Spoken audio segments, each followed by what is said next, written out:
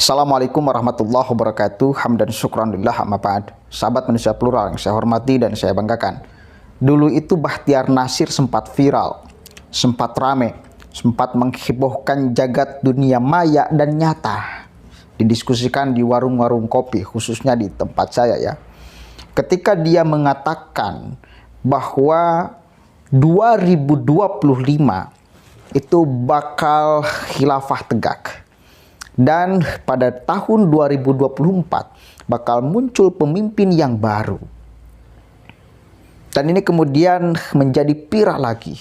Sebelum kita bahas, kita lihat dulu nih ya, statement Bachtiar Nasir, kemudian dipadukan dengan UAS, kemudian dipadukan dengan Anies Baswedan, kemudian dipadukan dengan Yusuf Kalla, kemudian dipadukan dengan alumni jaringan Timur Tengah atau Jati yang sekarang dipimpin oleh Bachtiar Nasir.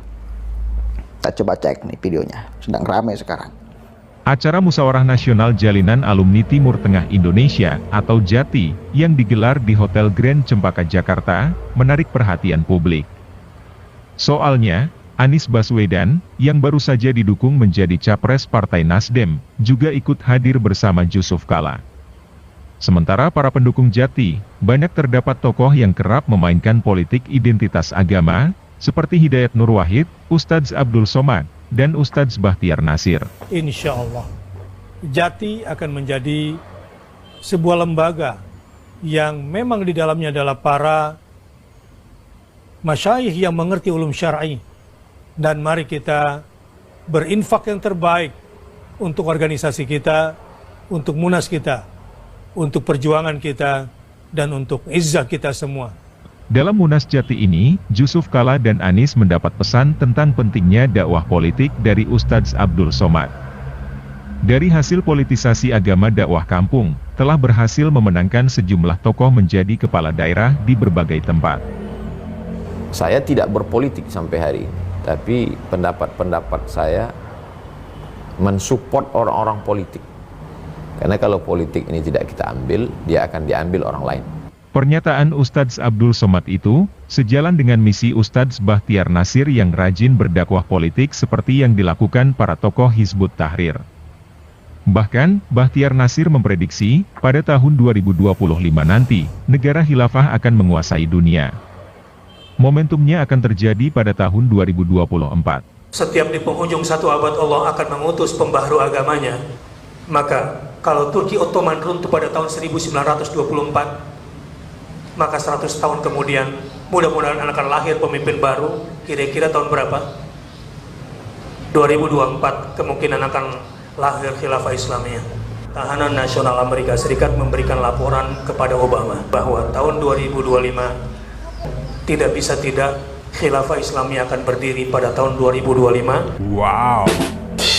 Solusi penyelesaian umat ini hanya apa itu? Khilafah. Oke. Pertama, saya ingin mengatakan bahwa mereka itu sekarang sedang kolaborasi. Anies Baswedan sebagai jagoannya, geng Bachtiar Nasir, FPI, HTI, dan kawan-kawannya itu sebagai penyokongnya. Cita-citanya satu. Cita-citanya satu, khususnya yang diucapkan oleh Bachtiar Nasir. Ya, dan sekarang menjadi ramai lagi di publik. Mereka ingin menegakkan khilafah gaya pikiran mereka. Satu kali lagi. Mereka ingin menegakkan khilafah gaya pikiran mereka. Mereka ingin ambil kekuasaan ini. Kemudian dipimpin oleh pemimpin yang mereka pilih sebagai upaya, sebagai jalan agar khilafah bisa ditegakkan. Jelas kan? Siapa Bachtiar Nasir ngomong itu? Dan satu kali lagi mereka berkumpul di kolam yang sama, di dukungan yang sama, di arah perubahan yang sama, berkumpul di Anies Rashid Baswedan. Ya, ini penting untuk kemudian kita tahu sama-sama sebetulnya punya agenda apa mereka. Nah inilah agendanya. Saya kasih tahu inilah agendanya. Satu kali lagi saya kasih tahu inilah agendanya. Silakan aja, terserah masyarakat. Setelah tahu agenda mereka, terserah masyarakat mau seperti apa. Ketika mereka jelas berkumpul mendukung salah satu calon presiden, ya, dan tujuan akhirnya akan seperti apa, silakan serahkan kepada masyarakat. Maukah dipimpin oleh sekelompok orang yang punya egoisme tinggi, yang punya pemahaman kerdil soal khilafah dan sebagainya? Maukah Indonesia ini dipimpin oleh orang yang punya pemahaman itu, yang mentogut-togutkan Pancasila, yang mengkafir-kafirkan para pendahulu kita?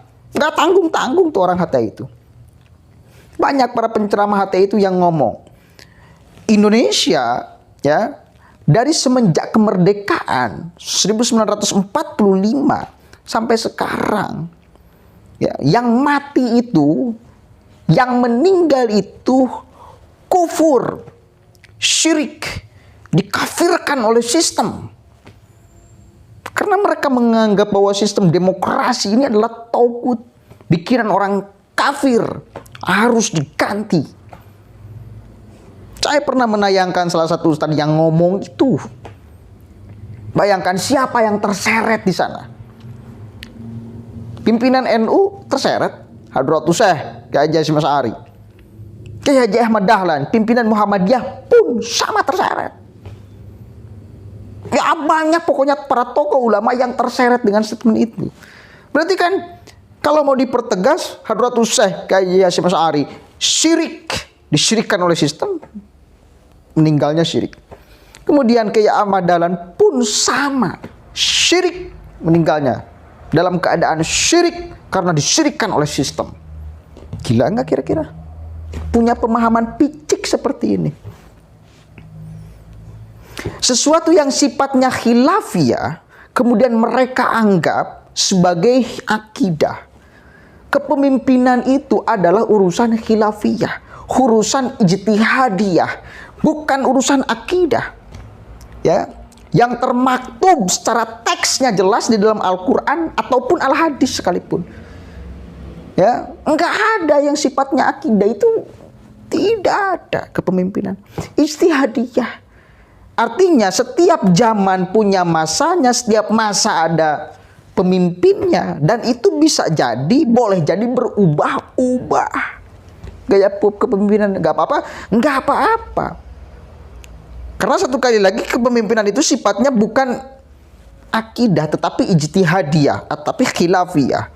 Maka boleh jadi setiap kepemimpinan generasi itu, yang segenerasi itu ijtihad, menentukan sistem apa yang mesti kemudian memimpin bangsa ini. Ketika Indonesia sudah hasil ijtihad para ulama di dalamnya, ya, menghasilkan produk NKRI, Pancasila, Bhinneka Tunggal Ika, Undang-Undang 1945, ya wis, ini adalah hukum yang mesti kita patuhi sama-sama sebagai orang Indonesia. Wajib kita taati. Lagian tidak ada satupun butir-butir Pancasila yang bertentangan dengan Al-Quran. Gak ada. Ini sudah benar secara Al-Quran, secara Al-Hadis, secara agama. Ya, itu sudah benar kepemimpinan hasil ijtihad, yaitu yang mesti kita adopsi, yang mesti kita taati. Paham ya? Yalah, saya kira sudah terlalu banyak orang yang menjelaskan tentang khilafah. Intinya satu, bahwa mereka punya tujuan yang sama, bersama-sama sekarang untuk mendukung siapa, dan efeknya akan seperti apa ketika mereka menguasai Indonesia. Silakan. Anda yang menentukan karena Anda yang memilih. Kita yang menentukan karena kita yang memilih. Kebetulan kita sekarang masih demokrasi. Ya, dan kita masih sistemnya nyoblos, masyarakat yang nyoblos, maka kita yang menentukan siapa yang layak untuk memimpin Indonesia. Yang saya harapkan tidak mengubah dasar ideologi negara, yaitu Pancasila, Bhinneka Tunggal Ika, Undang-Undang 1945. Dan saya akan berkomitmen bila ada seseorang, siapapun itu, ya, kemudian mereka punya cita-cita untuk mengubah dasar ideologi kita, maka saya pribadi akan berada di barisan terdepan melawannya. Termasuk geng Bahtiar Nasir. Assalamualaikum warahmatullahi wabarakatuh.